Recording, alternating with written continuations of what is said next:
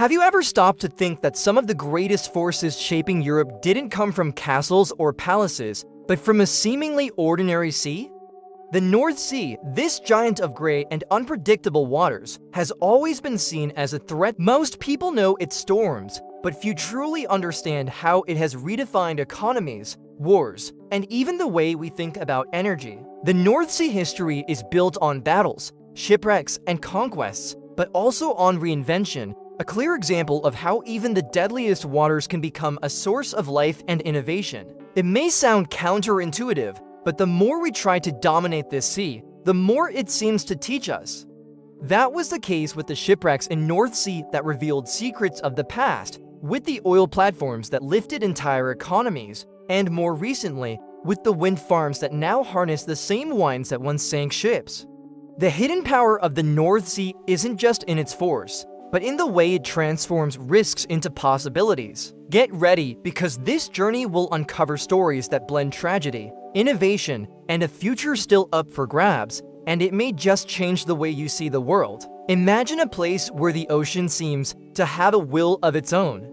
The North Sea has always been known for its treacherous waters, where winds collide with waves to create a true natural battlefield. Historians remind us that entire fleets were destroyed there, leaving only wreckage as silent witnesses. It's no surprise that many rank it among the deadliest waters on the planet, where every crossing was like spinning a wheel of uncertainty. The records of shipwrecks are so numerous they're nearly impossible to count. For centuries, fishermen and sailors knew that navigating these routes wasn't just an occupation, but a constant gamble with life itself.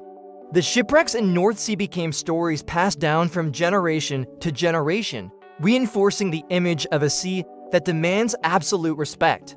Even mighty navies have succumbed to its uncontrollable force. When it comes to the destruction of fleets, it wasn't always war to blame. More often, it was the North Sea storms deciding the fate of hundreds of men. These natural events, sudden and violent, caught even the most experienced navigators off guard. The sense of vulnerability was so overwhelming that sailors would pray, regardless of their faith, simply to make it through alive. This mix of courage and tragedy shaped Europe's imagination of the sea. With each loss, the reputation of a place where nature calls the shots and man merely adapts only grew stronger. But if the sheer power of the waters is so striking, what can be said about the geography that sustains all this unpredictability? The North Sea is not just a stage for storms and shipwrecks. Its very geography explains part of its dangers. Lying between the United Kingdom, Norway, Denmark, Germany, the Netherlands, Belgium, and France, it is almost like Europe's shared backyard. This strategic position has made it a vital corridor for trade, fishing, and conflict throughout history. It's no exaggeration to say that without it, the continent's dynamics would be entirely different. Covering an area of about 220,000 square miles, the North Sea is relatively shallow in some parts, reaching only 100 to 160 feet in the south. But don't be fooled, it also hides impressive depths, such as the 2,380 feet of the Norwegian Trench. This mix of shallow stretches and deeper spots creates a patchwork of conditions that affect everything from navigation to marine life. It's like an uneven chessboard where every move has to be carefully calculated. Its climatic importance is equally remarkable. The sea acts as a massive thermal regulator for neighboring countries, softening harsh winters and directly influencing atmospheric currents. Think, for instance, of how the warming of its waters can alter the winds that reach the British coast. This climatic effect, beyond fascinating, is crucial for the lives of millions who depend on the stability of these conditions. And when it comes to the economy, the North Sea becomes a silent giant. From the abundant herring fisheries to the modern exploration of oil and gas, its geography shapes both opportunities and disputes. It's as if every mile of water carries a price and a meaning. But if its physical structure already commands respect, what can be said about the unpredictable climate blowing over these waters? The climate of the North Sea is, without a doubt, one of the main reasons behind its reputation as a hostile place. Winds sweeping in directly from the Atlantic drive air masses with incredible force, capable of raising waves up to 65 feet high. Imagine a fisherman in a small boat facing walls of water that seem to swallow the horizon. These extreme conditions have turned the sea into the stage of countless survival stories, and, sadly, many tragedies. The North Sea storms are infamous for how quickly they form. A calm sky can turn into a raging tempest within hours, leaving vessels no time to escape. That's exactly what happened in 1953 when a historic flood struck the Netherlands, the United Kingdom, and Belgium, claiming the lives of around 2,500 people. This disaster left a deep mark on Europe's collective memory and led to colossal feats of engineering, like the Dutch dikes, which still astonish visitors today. Another example came in 1962 when the German city of Hamburg was hit by a devastating flood. More than 300 lives were lost, and the tragedy served as a stark reminder that the sea makes no distinctions. It can strike tiny coastal villages just as easily as major urban centers. For those living in these regions, high tides and floods are not just weather forecasts, but part of a daily reality that demands constant vigilance. The most vulnerable zones lie along the low-lying coasts of the Netherlands, Germany, and Denmark. In these areas, even a simple shift in the wind can send water rushing over farmland, roads, and homes. That's why such massive investments are made in coastal protection. And yet, unpredictability still reigns, and perhaps that is precisely what makes the North Sea so feared. After all, if its weather alone can unleash such destruction, what can be said about its unpredictable currents and tides? If there's one thing that defines the North Sea, besides its storms, it's the unpredictability of its tides and currents. In some regions, the water level can shift by as much as 23 feet, creating a real challenge for any vessel. Picture yourself in a calm harbor in the morning, only to see the sea surge forward a few hours later if it had come alive again. This constant transformation has made the place a kind of chessboard where even the most experienced captains can't anticipate every move. What makes the scenario even more treacherous is the speed at which conditions change. Dense fog can appear within minutes, cutting visibility down to just a few yards, while heavy rain and strong winds strike without warning.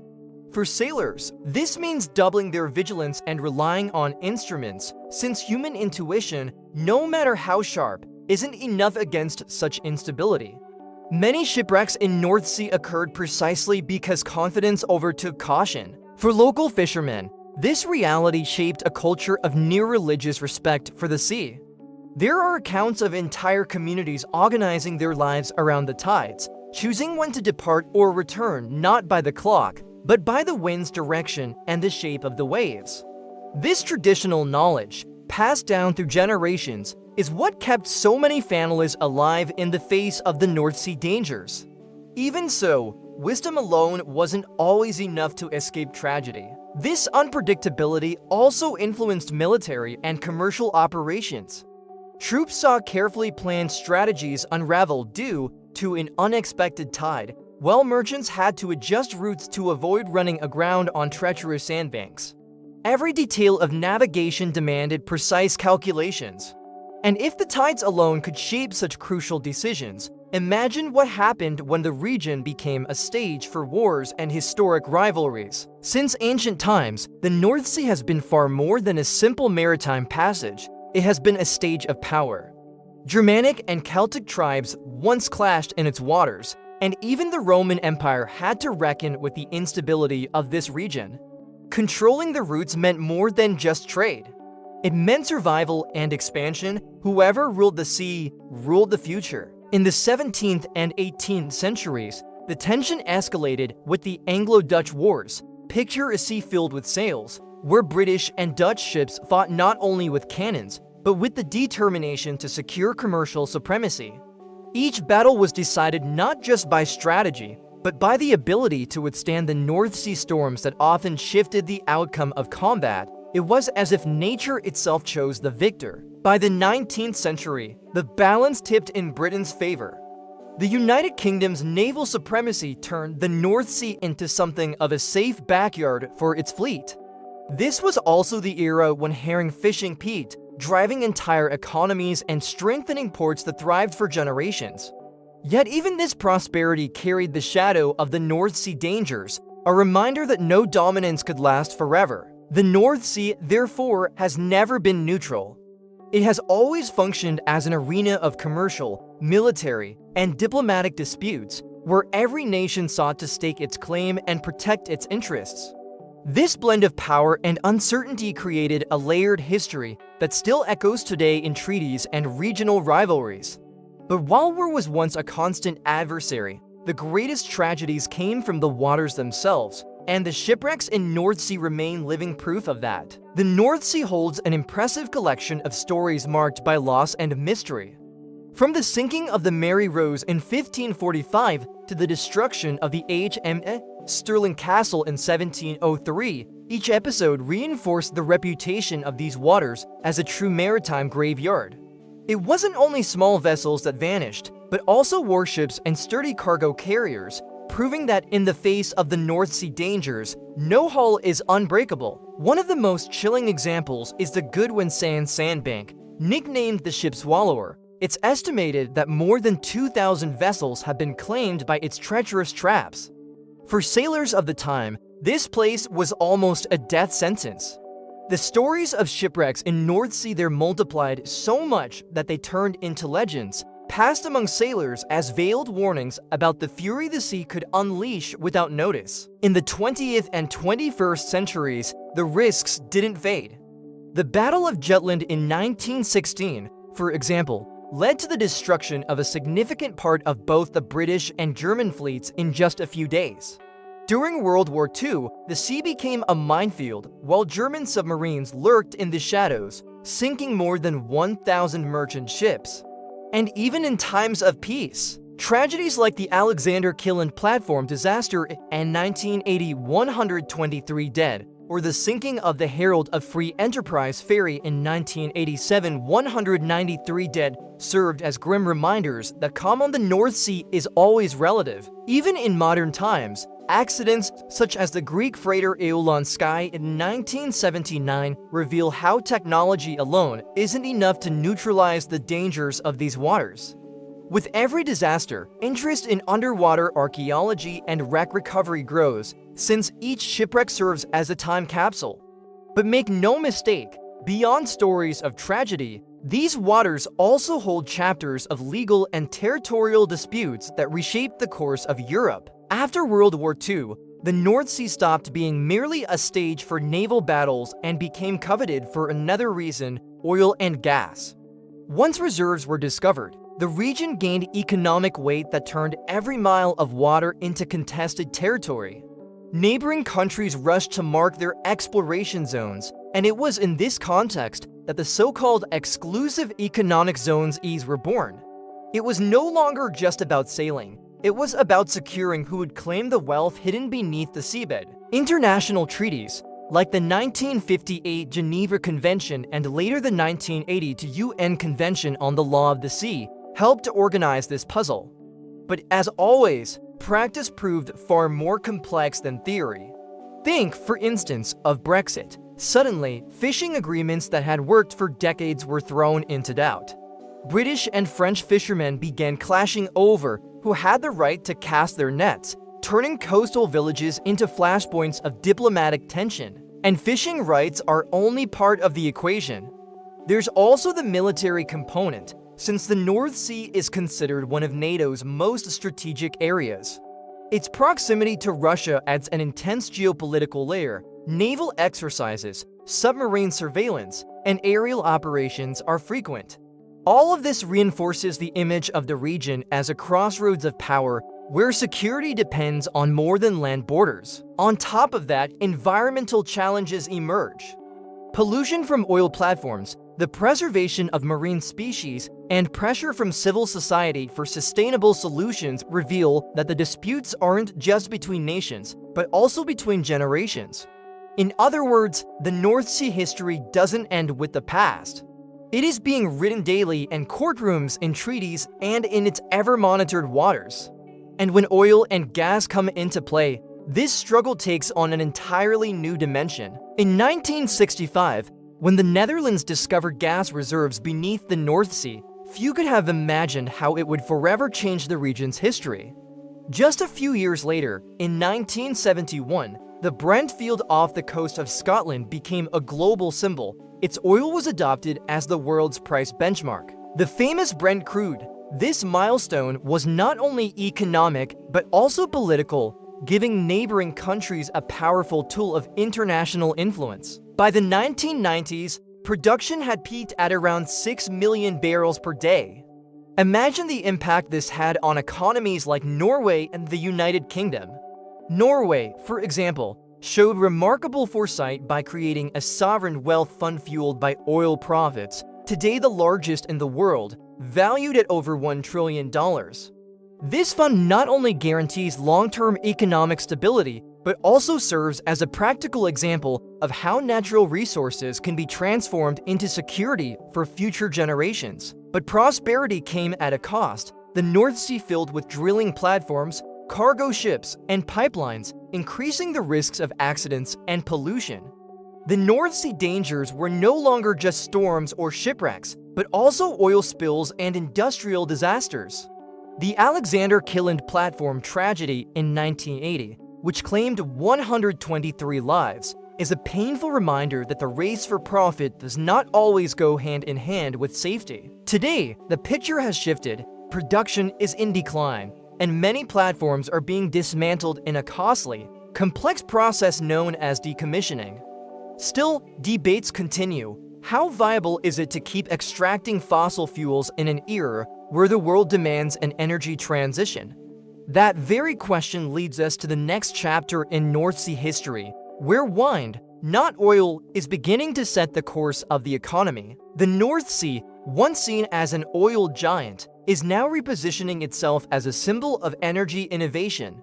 In recent years, offshore wind farms have multiplied, harnessing the strong and constant winds once remembered only for the North Sea storms. Today, those same gusts drive turbines capable of powering millions of European homes, proving how what was once a threat can be transformed into opportunity. Some decommissioned platforms are being repurposed for carbon storage projects. The idea may sound futuristic, but it's already underway. Old oil wells now serve as reservoirs to capture and store CO, reducing climate impact. It's as if the region were turning industrial scars into tools of healing for the planet. This shift shows that the transition is not just a choice, but a necessity in the face of the deadliest waters of the environmental crisis. Beyond that, the North Sea has become a key player in Europe's energy security, especially after tensions with Russia. Dependent on Russian gas for decades, Europe saw in the region an opportunity to diversify its sources. Today, the sea functions as a strategic hub where renewables, residual oil, and natural gas coexist in a delicate balance. It's a reminder that energy is not only technical, but also political and geopolitical. Yet this promising future also carries challenges. Renewable technologies still face high costs, and the environmental impacts of wind farms must be carefully monitored. Even so, it feels as though the North Sea has found a new role, one as important as the one it once held in the past. And now that it points toward the future, the lingering question is, how does this transformation influence the way the sea is seen today, both in its historic weight and its symbolic meaning? Looking at the present, the North Sea reveals itself as a multifaceted space where past and future converge. It is a commercial port, an energy route, a stage for political disputes, and at the same time, a vast graveyard of ships. Anyone sailing through these waters can hardly forget that beneath the surface lie centuries of shipwrecks in North Sea, each telling a fragment of human history. It's like walking on land that holds memories with every step. Only here, they rest under the waves. Economically, its importance remains enormous. Even though oil production is in decline, offshore wind farms have turned the region into a living laboratory for energy transition. The winds that once sank ships now light up homes and power entire economies. This contrast perfectly illustrates how the North Sea dangers can be reinterpreted as sources of opportunity. It's a reminder that what seems like a threat can often be transformed into a solution. Politically, the sea remains strategic. Post-Brexit fishing disputes, NATO military exercises, and environmental pressures show that borders in this liquid space are never fully defined. With every negotiation or treaty, the North Sea history is updated, revealing that the present is just another chapter in a narrative still being written. This is not a passive sea, but an active protagonist in global geopolitics. Culturally, it endures as a symbol of humanity's relationship with nature. A place where human ingenuity, dikes, platforms, turbines, coexists with the unpredictability of climate and currents. Today, the North Sea is a mirror of our collective choices, a reflection of what we have already faced and what we still must learn. But if the present is already full of complexity, the future seems set to bring even more urgent challenges, such as climate change and rising sea levels. If in the past the North Sea was feared for its storms and currents, today it has become a thermometer for global climate change. Rising sea levels, driven by the melting of polar ice caps, directly threaten the low-lying regions of the Netherlands and Germany. In areas where the difference between land and sea is measured in just a few feet, any rise already means the risk of devastating floods. It's as if every extra drop were a domino piece pushing the next one forward. Recent studies from the Intergovernmental Panel on Climate Change (IPCC) indicate that sea levels could rise between 1 and 3 feet by the end of the century, depending on carbon emission scenarios. That might not sound like much, but in a region where dikes and barriers already operate at their limit, every inch counts. The North Sea dangers, once confined to sudden storms, now also include a slow, silent, and inevitable enemy. Historical examples help put this impact into perspective. The 1953 flood had already shown how high tides and storms could swallow entire villages within hours. Now imagine that same scenario magnified by a permanently higher average sea level. For countries like the Netherlands, which rely heavily on coastal farmland, this isn't just an environmental concern, it's also a matter of food security and economic stability. On the other hand, this threat has spurred advances in engineering and innovation. Mobile barrier systems like the Messlankering are true technological marvels designed to confront the unpredictable. Yet even with all this engineering, the question remains, how long can we hold back the waters? This uncertainty connects the present to something even more fascinating, the discoveries lying beneath the sea, which help us understand both the past and the challenges of the future. Exploring the floor of the North Sea is like opening a hidden library beneath the waves. Each preserved wreck tells part of the North Sea history, revealing details about trade, wars, and even the everyday lives of sailors from centuries past. For archaeologists, these are not just remnants, but time capsules that allow us to understand how entire societies once interacted with the sea. It's like uncovering diaries written in wood, iron, and sails. Some discoveries are astonishing in their level of detail. Remains of medieval vessels still hold fishing tools and everyday artifacts, showing that the fight against the North Sea dangers wasn't only for mighty warships, but also for simple fishermen. Imagine the impact of finding, in the 21st century, amphorae, coins, and even clothing preserved by icy waters. It's almost like shaking hands with those who lived these stories hundreds of years ago. These studies also shed light on military strategies. By analyzing shipwrecks in North Sea from World War I and World War II, researchers identify patterns of combat, submarine routes, and even naval technologies that defined entire eras. To the casual observer, it may look like nothing more than submerged scrap. But to specialists, every detail is a puzzle piece that helps reconstruct Europe's complex history. What's most fascinating is that this dive into the past also opens doors to the future. Discoveries fuel tourism, strengthen cultural preservation, and inspire technological advances in underwater recovery. After all, understanding how ships resisted or failed to resist the deadliest waters can help design safer vessels today. But while archaeologists dive to study, There are also those who descend into the depths purely for thrill, the adventurers of historical diving tourism. Today, the North Sea doesn't attract only researchers and archaeologists, but also adventurers in search of thrills. Wreck diving tourism has grown significantly in recent decades, turning the North Sea dangers into attractions for those eager to explore the past beneath the waves. Imagine descending a few feet and suddenly coming face to face with the ghostly silhouette of a warship or a cargo vessel, frozen in time. For many divers, it feels like stepping into a living museum where every detail tells a lost story. These shipwrecks in North Sea offer unique experiences. In some places, you can swim among the remains of vessels that fought in World War I, while in others, you'll find modern freighters that succumbed to storms. Specialized guides lead visitors safely to these sites, always reminding them that respect comes first. After all, each wreck can also serve as a memorial to those who lost their lives in these waters. From an economic perspective, this tourism creates opportunities for coastal communities. Hotels, dive schools, and boat tour all benefit from the growing interest in adventures tied to North Sea history. It's a way to transform tragedies into learning experiences and, at the same time, into sources of income. Countries like Scotland and Norway have already recognized this potential, investing in diving routes that combine history, nature, and adrenaline. There's also a cultural and reflective side. For many visitors, diving at a site marked by battles or disasters is an almost spiritual experience. It's about feeling the weight of centuries of history condensed into each submerged hold. The North Sea, once synonymous only with fear, now reveals itself as a bridge between past and present, science and tourism. The North Sea remains a place where history, economy, and geopolitics intertwine in a unique way.